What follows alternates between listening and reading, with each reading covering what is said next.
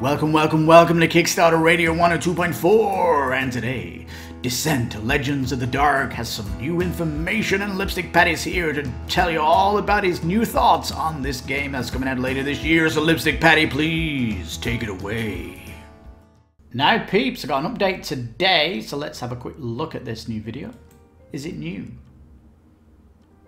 Doesn't look new. Quality, finally there you go, it snaps in. Yeah, because if you go to the main page now, you get a new landing page, which we'll go in a minute. But this is the update they put on Facebook today. We get a closer look at the 3D terrain here. There's going to be like 64 pieces of 3D terrain in total. And it's nice that we've got this like water feature, because you're not just going to be going inside of a crypt like this. There's tombs, overland stuff that we can now find out about. But let's have a look. It's looking nice. I like the 3D terrain that they've got. I like how it stages up. You can see a boss mini here. I like the throne at the back there. The dice are super custom, don't they? They have a beautiful marbled effect on the dice. They're looking sweet. The minis themselves have got nice bases because they're not flat bases, so they've definitely stepped them up as well. All got large weapons as well, which makes them like gorgeous to paint, hopefully. And even though they're keeping with this kind of art style, it has got like a large hero image, and it just kind of keeps it kind of minimalistic how you are as a character. All looking sweet. The app adventure I'm really looking forward to, actually. I'm not in this I hate apps, they don't bring anything new to the platform bull crap. The app allows the AI to be driven to make the game easier or more difficult. You can do that in the app. You can get better storytelling in the app. You can get voice acting in the app. You can put your characters in the app so your characters have a voice. It makes it far more immersive what you do. It can really surprise you when you open a chest and it asks you to go and get an item. So I'm loving that about this. I love this app adventure. That's its offering here. Now the item cards here, keeping with the art style, and a lot of them are consumable. There is this aspect of armor. You know, this one up here, Plate of the Bloodstone. It's menacing plate armor, but tainted. So going to be some kind of really good stuff that'll have some drawbacks on it and all that good stuff. So this is going to be really interesting with new items to discover and stuff like that. And the app's going to remember what you picked up and stuff, or where you are, who you've killed and stuff like that. It's going to be great. All right. Here's the app looking like Manchester Madness when you go in. Looking good. Massive box. Yes. All right. Let's jump to the Fantasy Flight home base now. So when you go to Fantasy Flight, you're coming in here. I'm going to learn more. Definitely come in August, it looks like. Now, recently you could get some wallpapers for your phone if you want that kind of stuff. We're learning now a little bit about it now in here. It says you're going to be exploring high towers, tombs, dark forests, and the city of Frostgate.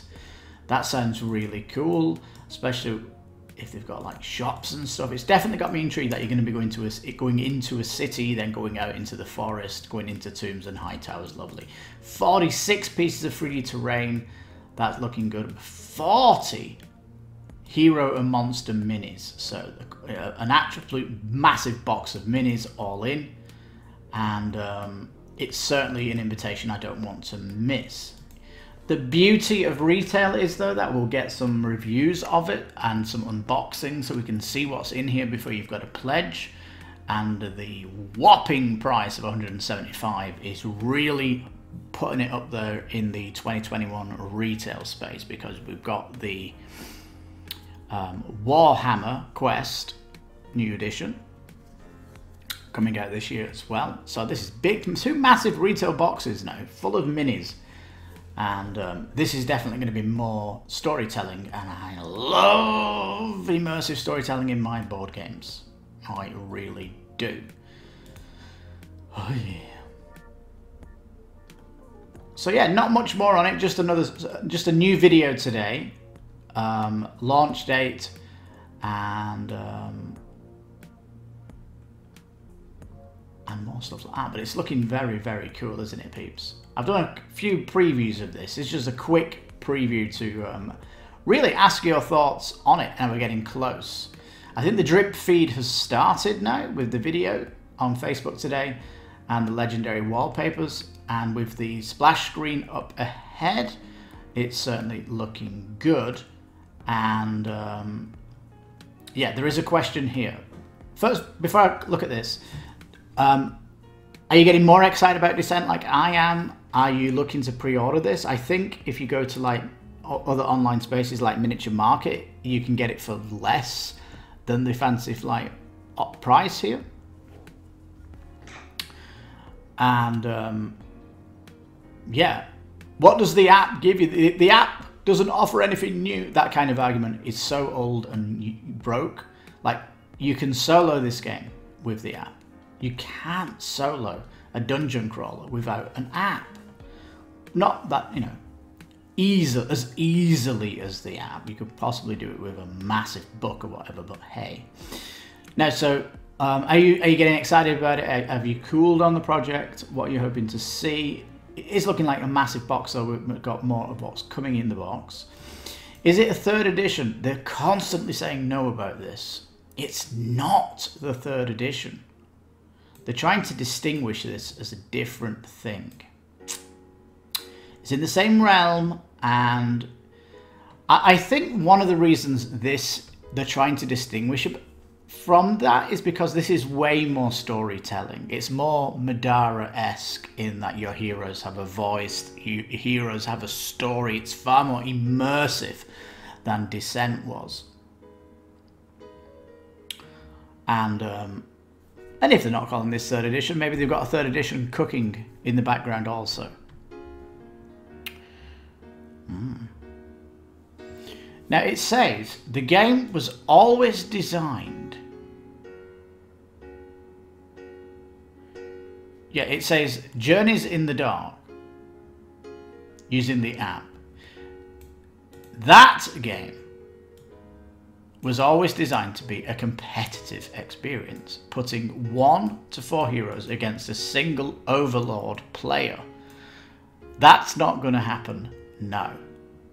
What's interesting though is when Mansions of Madness 2nd edition came out, they called it 2nd edition. But you could say the same thing here. Mansions of Madness 1st edition was pitting 1 to 4 heroes against a single overlord player in Mansions of Madness 1st edition. And when the 2nd edition came out, it used a companion app to make it cooperative from the very beginning. Right? So it's basically done what Mansions of Madness did. Mansions of Madness called it a 2nd edition. But here they're refusing to call it a 3rd edition. Okay. I just think there is going to be a 3rd edition down the line. That's what I think. The art style is certainly different to distinguish it away from that kind of fantasy that, you know, Descent 2nd edition had. Now, it says more though. Gameplay mechanics such as combat, you're going to get fatigue, skills, items and more have been received completely new interpretations. So things have changing. It says that you're going to have 3D terrain, which is going to give you multi-level scenarios. So there's going to be depth and height.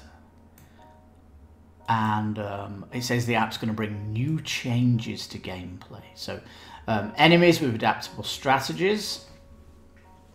The app can, of course, be changed overnight to balance things out if some things are broken, stuff like that.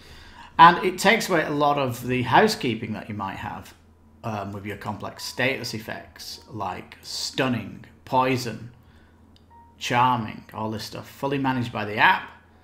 And the ability to develop your heroes, which is that level up, based on the choices you make in the scenario. So something of the scenario is going to affect your hero.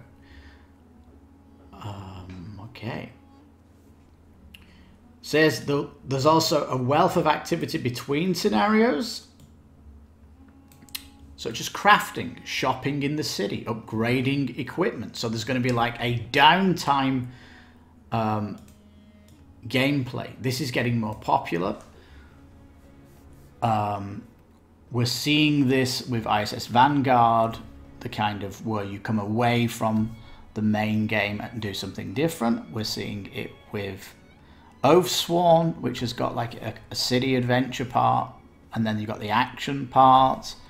We've got Tenaris Adventures, where you go back in the city before you go out on the adventure. So this is kind of like a trending, isn't it, in the space of adventure games and narrative, that you do have that. So that's really cool to see that is going to be all dealt with the app. Really looking forward to that.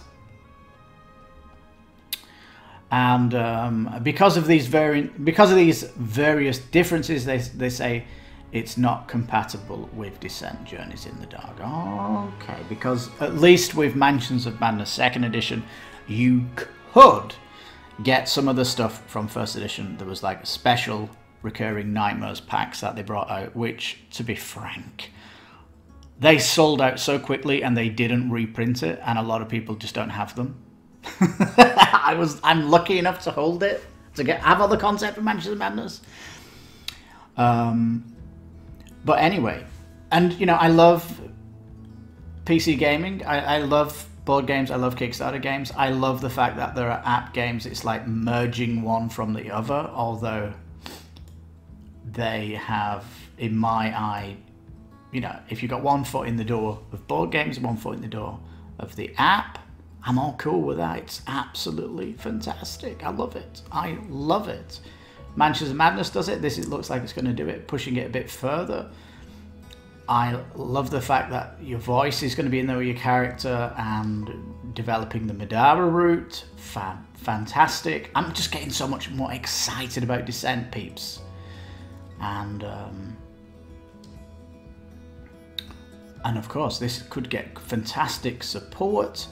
It says on the box, I think, Act 1 in the bottom right, so that even gets me more excited that there could be a second act in another big box. I can see a big blue one, a big red one, and a big green box if there's 3 acts here. Madara, of course, being 3 acts.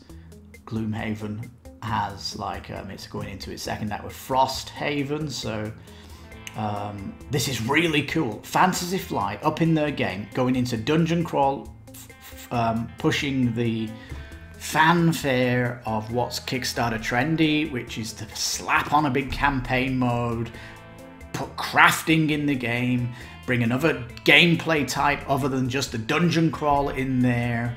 Oh, you know, get the story with your characters narratively written in the game, fully cooperative with the app taking so much of the housekeeping away. Oh yes, it sounds fantastic, guys. Peeps, oh my god. I think I'm more excited about Descent with the app than I am with anything else that's coming out Dungeon Crawl this year. Although, you know, Frosthaven, is that going to come out this year? Maybe. Very excited about that, obviously. And Madara Act 2 might come out this year. I'm not putting any money on that, though. But anyway, if we can get Descent, if we can get all these dungeon crawlers that we've been covering on the channel in the retail space, and you've got Madara and Frosthaven this year as well. And it's going to be another amazing year for Dungeon Crawler Adventures. Oh my god, peeps. So excited. Leave your comments down in the chat, you know. Tell me what you think about this. Which Dungeon Crawlers are you rattled with excitement for? And let's get this conversation going. But the more drip feeds we get from Descent, I'll be coming back here and letting you know my thoughts. but today's Facebook video and this new updated site here has just got me bubbling with more excitement, peeps. So I'm on the gravy train and can't wait to get this game to the table, peeps. It's going to looking like a great year for the dungeon crawlers. We said that in 2020. Well, we're saying it in 2021 now. Oh my god. Ooh, peeps, thank you so much for watching. I've been your host, Lipstickpaddy. You've been watching Kickstarter Radio 102.4. You take care, stay safe, and bye-bye for now.